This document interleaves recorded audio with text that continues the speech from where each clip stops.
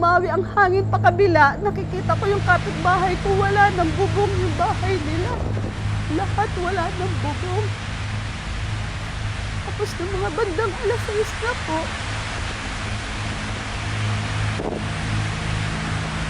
sabi ng kasambahay ko, ate, ano po bang kulay ng bubong ng bahay niyo?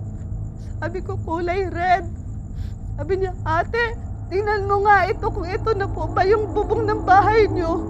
Pagkakita ko po, nang lumo ako. Dahil yun na yung bubong ng bahay namin. Tapos nakatingala na lang po ako, hinihintay ko kung bubuhos ang tubig. Maya po natumba na yung puno ng mangga at yun ang laging kublihan namin.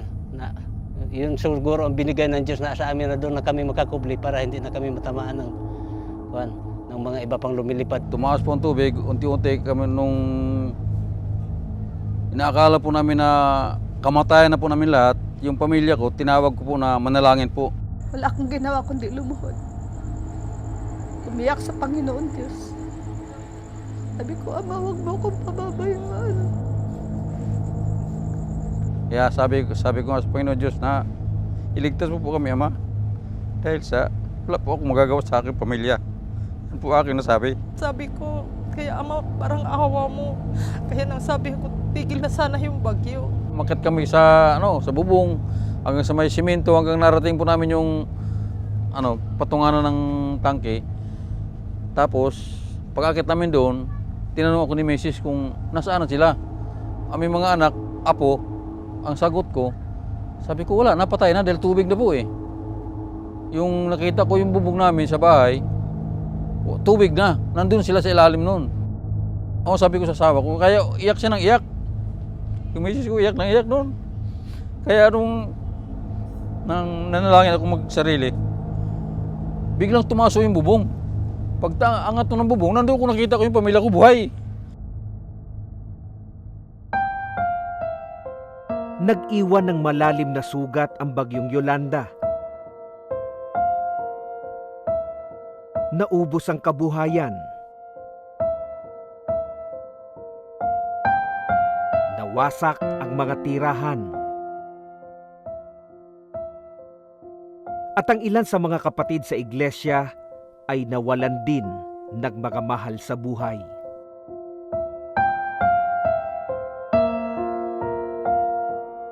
Kabilang sa mga nawalan ng mahal sa buhay ay sina kapatid na Emily Dacoco, Rosalina Sabalsa at Antonio Kaalim. Namatay yung anak ko at saka apo ko. Napakahirap talaga kasi masakit. Humupa na po yung baha. Hinahanap po yung isa ko pong anak. Nakita ko na po yung iba eh. Naligtas na po nila. Yung isa ko pong anak, yung pangatlo, hinahanap ko nga. Sabi ko, please naman hanapin niyo yung isa ko pong anak. Tapos sabi niya, wala na po talaga te. Bago magkaroon ng trahedya ng Yolanda, kami ay 7 sa aming sambahayan. 5 anak namin at ang aking may bahay. Pagdating ng trahedya ng Yolanda,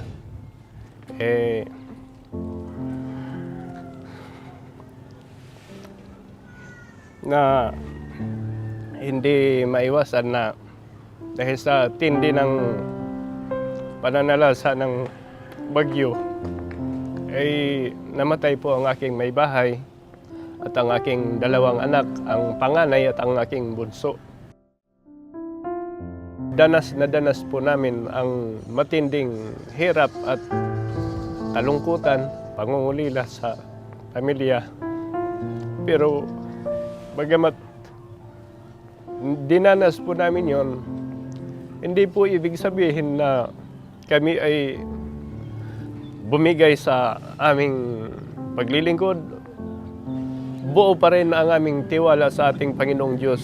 At yun ang nagpapalakas na lamang sa akin para maitaguyod ko ang aking buhay at ang aking paglilingkod. Lahat nawala, pati kabuhayan, lahat na naipunda. Ang bahay namin, wala lahat. Gaya ng alabok, marupok ang buhay ng tao. Sa sandaling panahon, lumilitaw. Pagdakay, napaparam.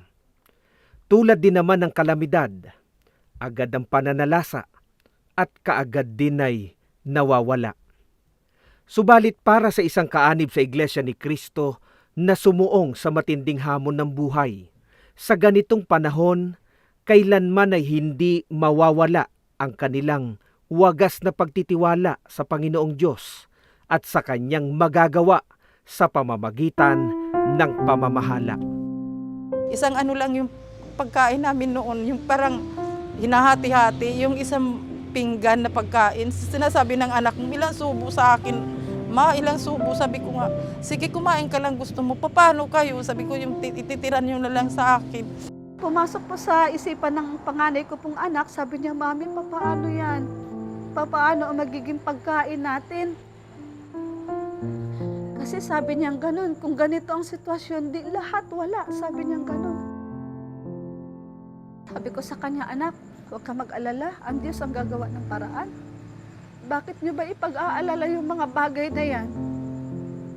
Isipin ka ko ninyo na iniligtas nga tayo ng Panginoon Diyos sa napakatinding kapahamakan na natitiyak ko maraming buhay ang nawala sa tindi ng pangyayari na to. Kung pagkain lang, hindi tayo pababayaan ng Panginoon Diyos. Alam kong gagamit ng kasangkapan ng Panginoon Diyos para lingapin tayo. Yung iglesia po, malaki ang naitulong kahit hindi sa mga kapatid. Hindi naman kami nagugutom kasi may pinadadala naman sa amin. Pagkatapos ng pagsamba, binibigyan kami ng bigas, lahat ng mga kapatid. Sabi ko sa mga anak ko, anak, dito lang kayo, pupunta ako sa kapilya. Kapilya po kagad ang sunod kong pinuntahan. Ito po kami sa kapilya nakatira noon. Isang buwan po kami dito. Nung umabot kami dito sa compound, puno-puno ito ng mga hindi lang kapatid, maraming tao talaga. Hindi ko gano'ng kilala yung iba. Yung iba nasa loob talaga ng kapilya. Tapos, yun na, dito na rin kami nakisiksik dito sa loob ng compound. May pinadala ng tagapamahala na mga damit. Maraming damit. Kami na lang ang nagsasawa sa kapipili ng mga damit. Sapatos. Marami po. Mga pagbibisina. Mga gamot. Yung bahay nga ng isang ministro doon, ginawa ng parang pharmacy. Doon na kami kumukuha ng gamot. Opo.